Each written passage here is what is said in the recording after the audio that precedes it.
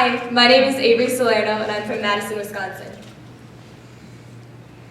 There's a quote by Miriam Adney that's been circulating around our community the past week or so that I think captures the emotions a lot of us are feeling about leaving what we know. It reads, "You will never be completely at home again because part of your heart will always be elsewhere. That is the price you pay for the richness of loving and knowing people in more than one place." If you think of home as a physical place, then I suppose this is true. Many of us have come to love Conserve as a second family, and some have even begun to refer to our houses here as home. This makes the prospect of leaving quite scary. We are comfortable here, we are safe here, and we feel that we belong here. However, I challenge you to begin thinking of home as a mindset. Home is a state of comfort, a feeling of unconditional love and acceptance. This you will find again in other places and new experiences. Here you have had the opportunity to develop a clear sense of self, and hopefully you now have a better idea of what hobbies and which kinds of people make you happy. With this knowledge, you can find home wherever you are. Look to wild places. Look to adventurous people with wild ideas in the soles of their boots. Look to rivers, to canoes with chipping paint, and I think that you will find the same sense of belonging that you feel here. The questions we are asked during this time in our lives are perplexing. Well-meaning friends and family members often want to know where we are applying for college or what we want to be doing in 10 years.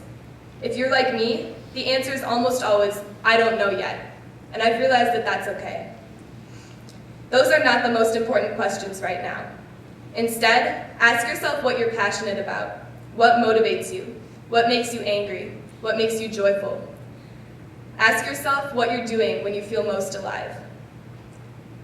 If you still aren't sure, hike around in the mountains for a few hours or a few months until you know what you care about. Finding the answers to these questions will give you a better sense of where you're going, or at least what you can do in the meantime when you aren't sure where you are at all. Plans for college or careers will come when they come. Douglas Wood has a passage in his book, Paddle Whispers, that I think sums this up nicely. "But what," badgers a relentless voice, "exactly are you doing out here? What are you accomplishing? What are you getting out of it?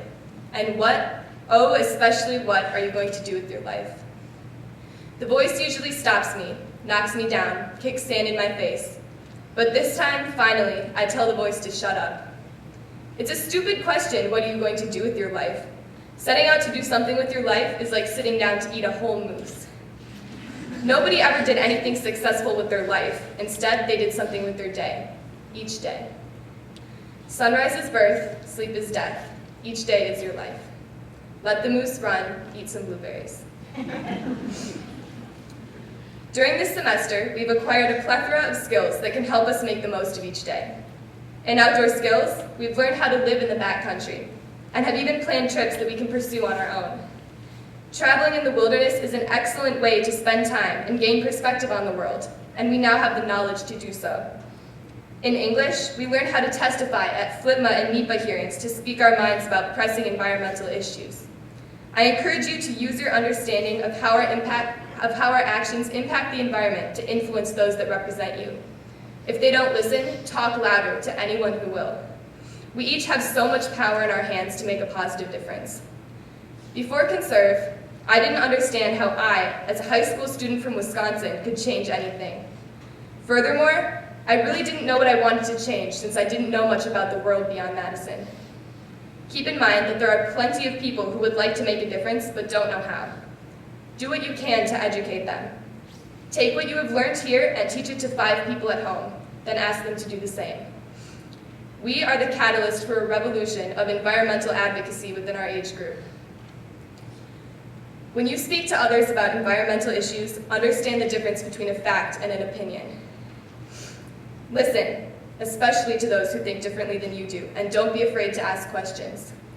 We often learn the most from those we disagree with. In short, your thoughts and ideas are valid and important. You have a voice and a good head on your shoulders, so use them. In so doing, you will find yourself leading a life that you can be proud of. As you look towards the coming months and subsequent years, think of what you have learned here as the base of a mountain.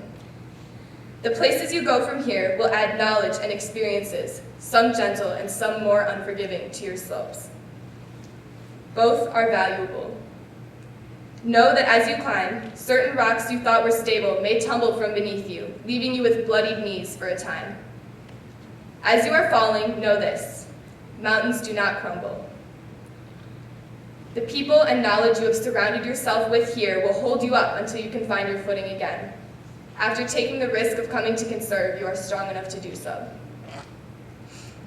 The impact that CS11 will have on your life is only just beginning when you leave Lowenwood.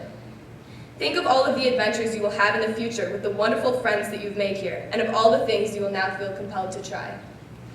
We will see each other again. I know that we will make the effort. In the meantime, surround yourself with people who allow you to love yourself. Run through the rain and rip your jeans in the mud, then wear them in public just so you can tell the story.